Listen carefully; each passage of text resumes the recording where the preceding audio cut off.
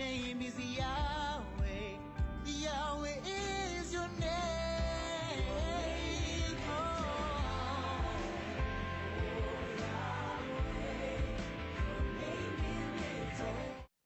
Sometimes I was doing seminars and I stopped doing the seminars. When I say couples, I started strictly doing couples. Yeah.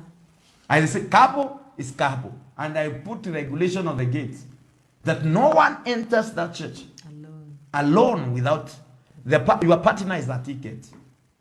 And it worked for me because now the other ones used to relax and you can go alone and get. You cannot help you when you are alone much as we can help you when you are two of you. So it started working. And there's a time I can say married people. That means even those partners are very far away and you cannot, you are free to come. And you are free to come and you hear. Because when I start say couples, some people come married but they are no couples. And it will not help them. Why? Most of the married people, you are not ready for these refresher things. That will refresh you and make you. I want to say some things, even when you go to a wedding and sit as a couple and see people wait and hear what the pastor says, see them eat cake, see them do that, you are refreshed. Your love will change that week. That's why even long time, when people were doing wedding, they were not looking for a gent, a man, and unite. They were looking for young couples. Young couples who have been married recently. They become a man, and the flower girls and what? Are married couples. Yeah. But today we are making people to commit adultery. Those girls, they hold with those boys, and they're not married. Yeah. They dance in that wedding, and they do that. Memory of a couple is created. And some last for one another. We have seen this. And actually, from there they propose. Others can propose and they get trouble. Yeah. Others may not propose, they may fornicate. Yeah. Because now we imitated things that we did not understand. The flower means and the gens. We don't understand. Those are young couples. They were supposed to be young couples who married recently. They are accompanying another new couple that is going to get married. And now they come as a couple. And now you enjoy that. Now, you can ask your neighbor, when was your last time to attend a wedding? And you are invited, but you don't attend. That wedding is not even for the advantage of the one married. Even for you, there are things you remind yourself. You remind yourself the vows you made as you see them make the vow. The teachings that you get that time, the what you see, the lesson that you see. Now, let me say this. I say this. Many manufacturers, farmers, they attend trade fairs. Yeah. When do they attend trade fairs? They go to see things that are being made, breeds that are coming up, how they are rearing, people are rearing them up, how things are being done. Those trade fairs are important to a farmer. They sharpen you, they sharpen your skills. It is a place where you interact and see new knowledge, new technology. So the same way in marriage, you need to have trade fairs for marriage, where you go, meet couples, see people how they are doing, how they are loving one another, and learn from them. I have seen couples, some say, I observed how you have been doing. I followed you, I saw you every time you are working with your wife, you are doing this. I also started practicing it, and it's working for me. That's a trade fair. There is a show, and we have to attend shows. Why we see people. We say a man who does not move out, he thinks his mother is the one who knows how to cook the best food. That's why I see that's a proverb in my community. Yeah. So if you don't move out, you are just there. You are living in your village. You are living there. You and your wife. You don't see what others do. You need to interact and understand what other couples are doing differently and what is making their marriage even function and work better. And then apply it, and you are going to see the results. If I'm speaking to somebody, I want to hear amen. So this is something that is supposed to be done in your life and also in your marriage, in Jesus' name. So look for a partner, a person who can partner with you in that marriage. Mentor, a person who stands with you. When you are weak, there's somebody who can pour your heart. I want to tell you, no faith. not faith, because you have a motivator, you have someone who is there. Yes. Hey, you can say what you wanted to say. I was just laughing when you're saying if you're talking to someone, you want to hear an amen. You can say amen on their behalf. So I'm laughing because I'm saying on their behalf, you cannot hear. No, I cannot hear them say amen. Yeah, like But very soon I'm coming to your place Yes. to hear you say amen as I train you. Can you imagine Machine in South Africa saying I will come to South Africa, You can Machine, hear in to train couples. Yeah. All right. I have come for other purposes, but I will come purposely for couples now. Yes, and just want to support what you are saying, and I'm supporting this by just saying it is the responsibility of couples to check on how they are faring on.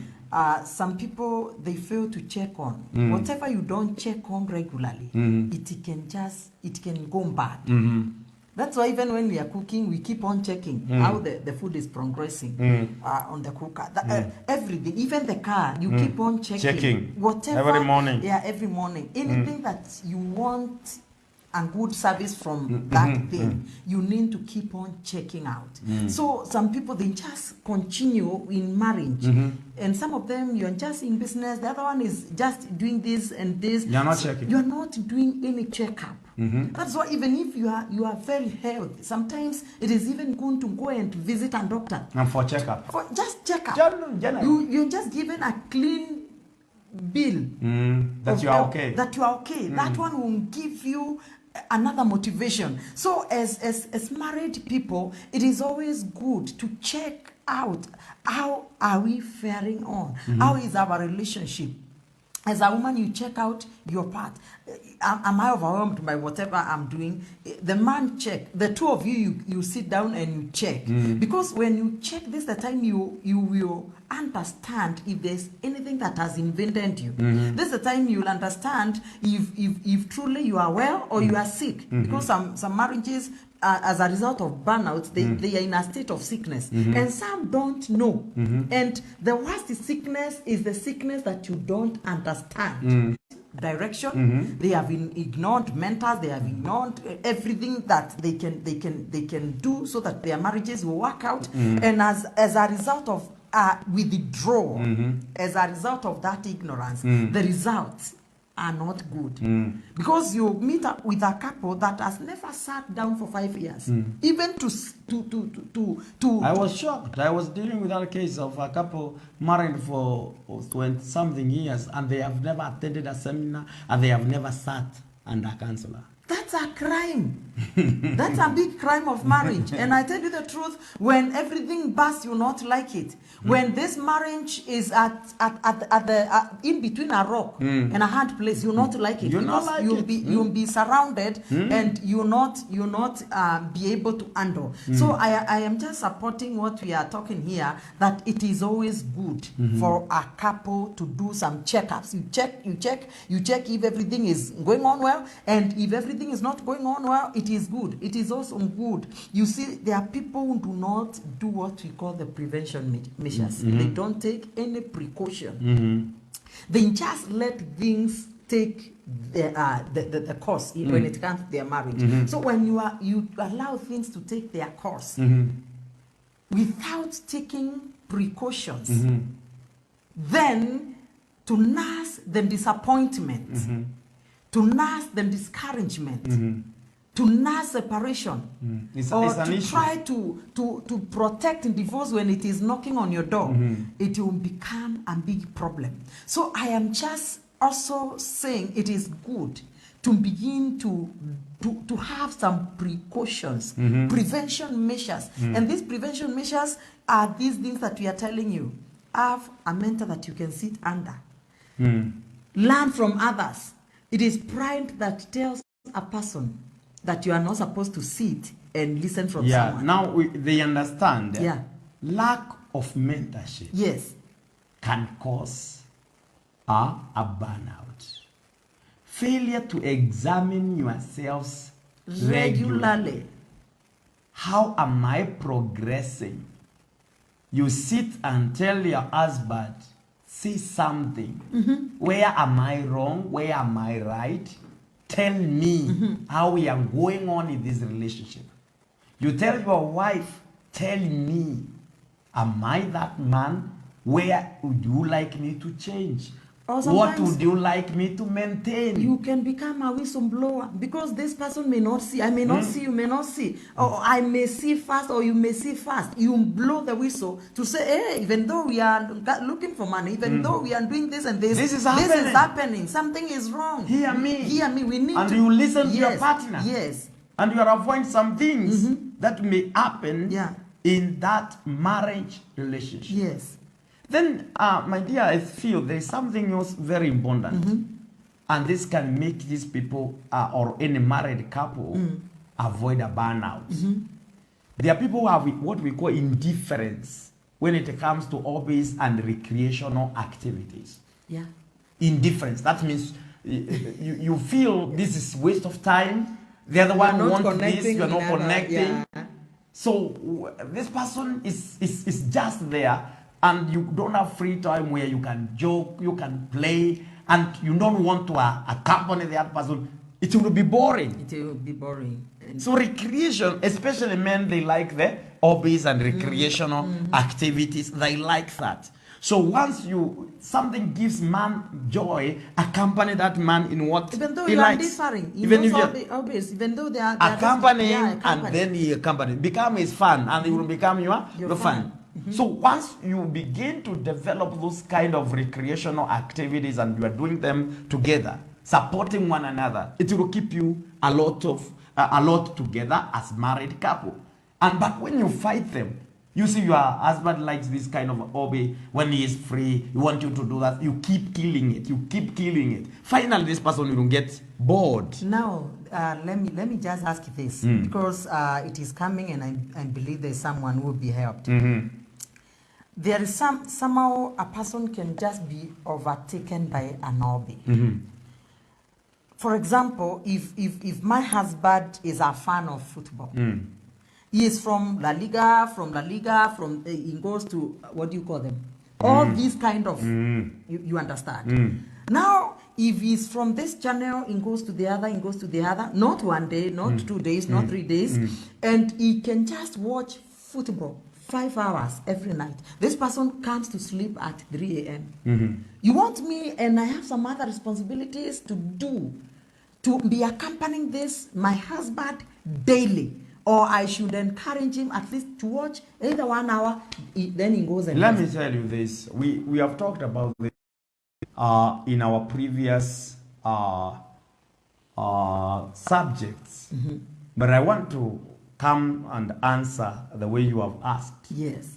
If a man is so much into some things and is addicted, that is a sickness. So it may not be health. Because if you can do that, watch only football, and even fail to go to the place of work, fail to do this because you are addicted to a certain game, you lose concentration in what you are supposed to be doing because you want something, a game, that's addiction. And you are sick and you need to be helped. Men can easily be addicted in some issues. Yeah. Now, there's a normal way that a person loves a game, loves an hobby. A hobby, what's an hobby? What you do during free time? Yeah. Free time. Free time. Yes. So going to sleep, sleeping time is not free time. It's sleeping time. Andres. Sleeping time is not free time. It's sleeping time. And therefore you need to sleep for you to wake up at the right time that you need to wake up. But now, if you're there's a season, that something is coming, an event that will go. For example, a lover of football will watch the World Cup. And some games may come the time you don't. Support that person. If you cannot watch with him until the game is over, support him. Yeah. Because World Cup is a season. And it's coming and it's going. You see that? Yes. It's coming and going. This person can tell you, today we have a final. Yeah, we have done finals with you. It's a final. So today is a must watch because there's a final. And even we intercede for the team. Yeah. Yes. So we want to support our team because it is final. So you will come and accompany the other person. Praise the Lord. And support Amen. the team. Yes, I hear you. But now finals are not every day. So if it becomes every day and every day you are there and it can stop you from normal, there are so many finals. I love football, but there are so many finals that have ever passed me without even knowing it's final because I'm busy doing other things. Yeah. But sometimes I can learn and say, hey, when did this reach there? And then I start following up.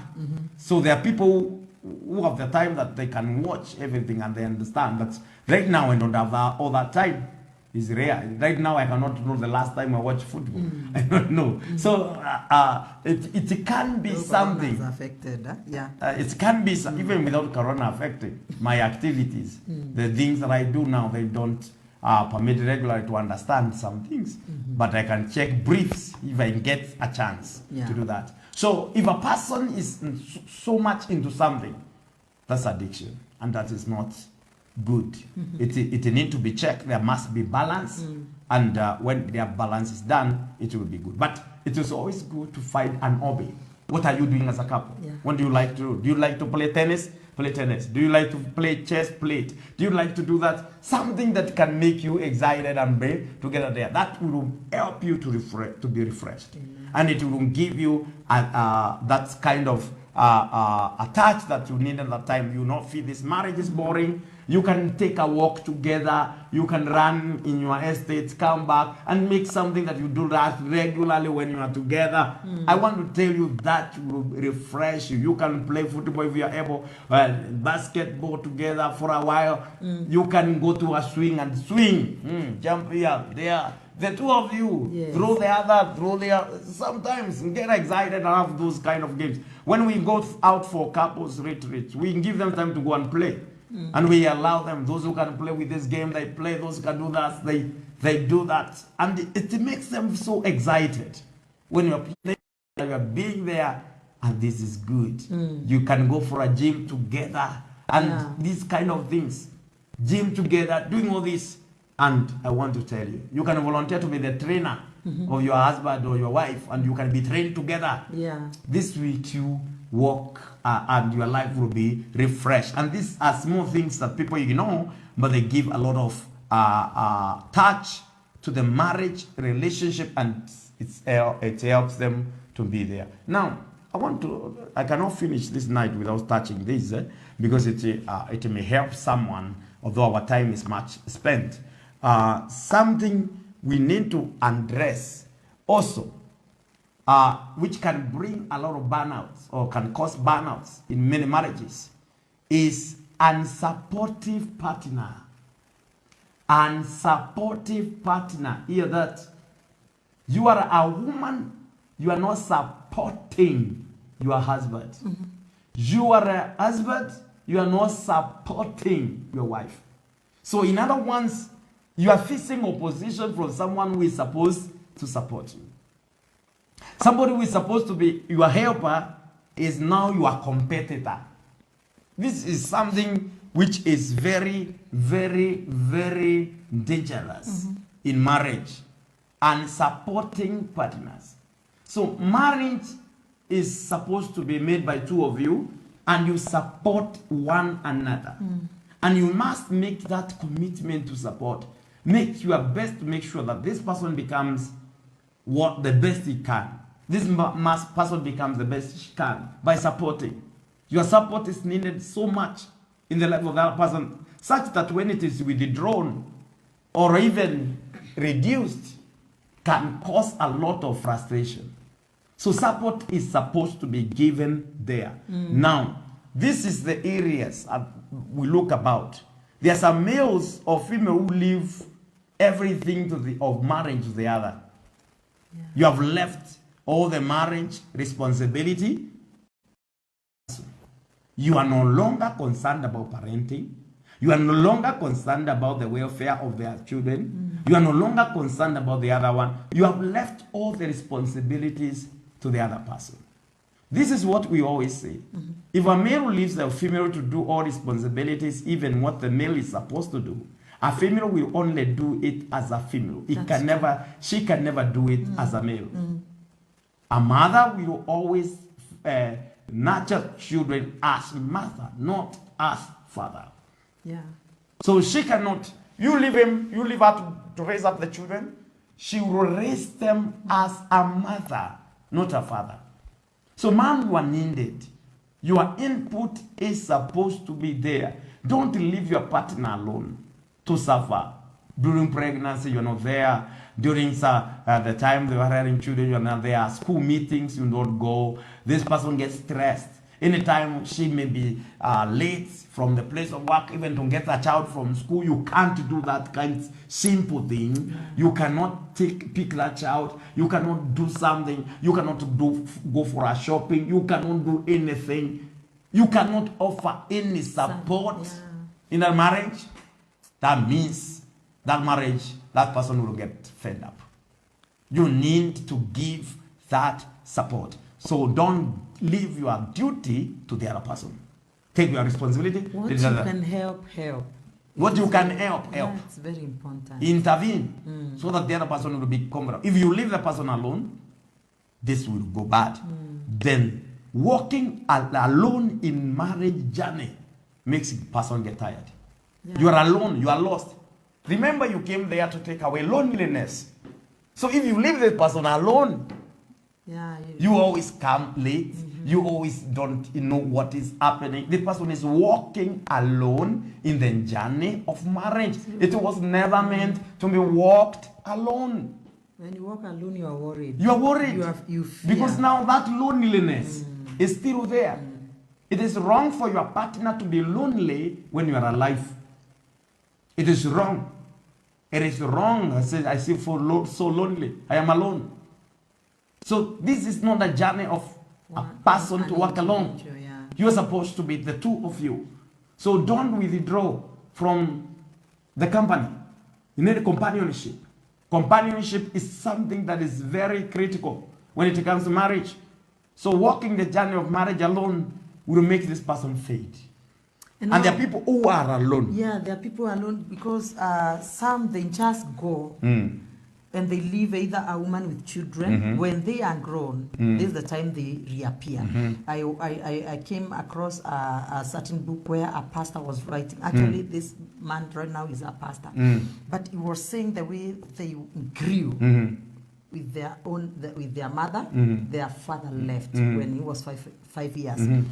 So he grew with that. Imagine, even I was dealing with a case where the wife has now separated with the husband. Yeah. And now the husband wants her to come home. The wife gives the husband that she wants 3 months break to stay with her parents. And then she has the children. And then when they are talking, because the husband showed there was no need for that. They are talking so that they can reconcile and come back home.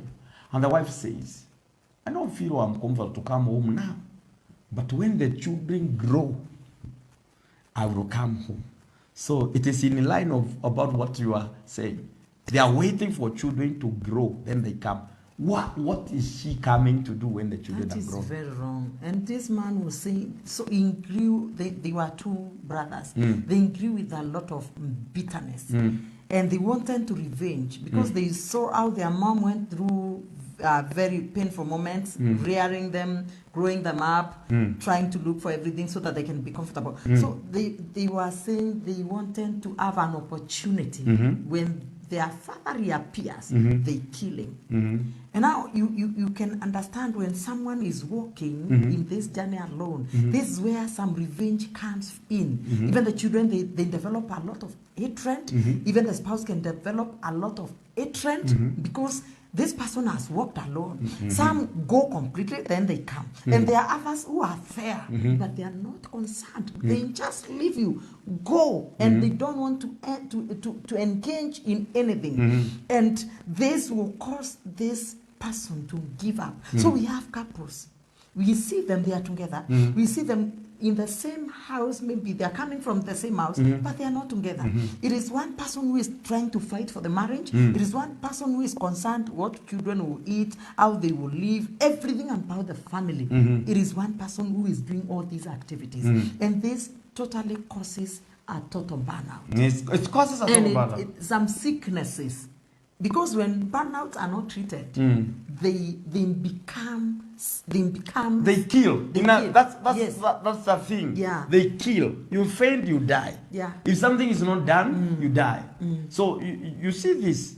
We need to have partners who are supporting one another. We work together. You marry that man to be a helper, not a competitor.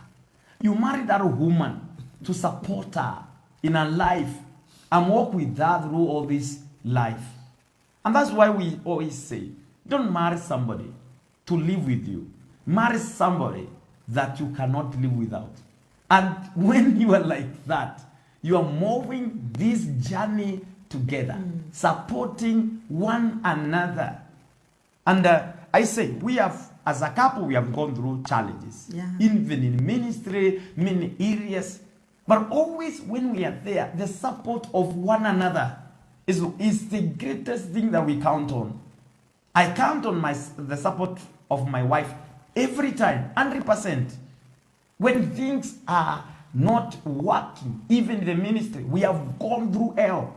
We have gone through many things for the years we have served. There are so many things that have happened. And still, our joy comes when we are together. And when we talk, when we encourage one another, we can do anything. Amen. Because we are that. That is a support. Moral support, spiritual support. You pray for your partner. You support her morally. You advise. All those things are needed there. Comfort, encouragement. This person says, it's well, we will make it. We are moving on. Even if everybody hates you in this world, I love you. Even if everything is against you, I am there for you. These are ones you tell your partner when things are not working. I still love you no matter what. I am there for you. This makes them feel good. Don't leave them. Don't leave them and walk this journey of marriage alone. Then there is what we also call lack of fellowship. There are so many married couples that exclude themselves even from fellowship. So in other words, you don't have a fellowship. You don't have fellowship with others. Fellowship is a place of encouragement.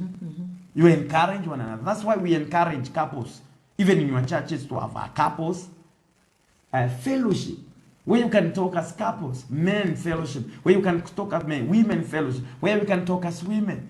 And this can strengthen you and make you able to do things. There are things you deal with as men. There are things we deal with as women. So this helps us. Then you have also good friends. Good friends are source of inspiration also and encouragement. So you choose not to walk alone. You have friends. You have a couple of friends that you can sit together as a family. You can reason together and then you can walk together. So don't walk alone this journey. Many couples have chosen to be lone rangers. Please don't be a lone ranger in marriage. It's like a ministry. You cannot be a lone ranger in ministry. So please don't be a lone ranger in marriage. Look for support. Look for moral encouragement. Look for spiritual support. For partners who can pray for you. Partners who can share good news with you. Things that can help you to stand. You need them and you need them in marriage. Then, obviously, my dear, we have what we call satanic attacks. So some people are attacked by satanic forces. Men is attacked, woman is attacked. Those can cause also burnout. Lack of desire. You can just develop lack of desire with the other person. You can also develop lack of desire of your marriage just because of satanic attack. And these are weapons. And these are weapons that are used by the enemy against the marriage. I believe if we can take care of those areas well, the way we have discussed, then I believe we are able to avoid some, we can easily conquer areas that may be used as a loopholes by the enemy to bring the burnouts in marriage. Satanic attack, we avoid it through prayer. So once you pray, Satan will not come near you. Pray.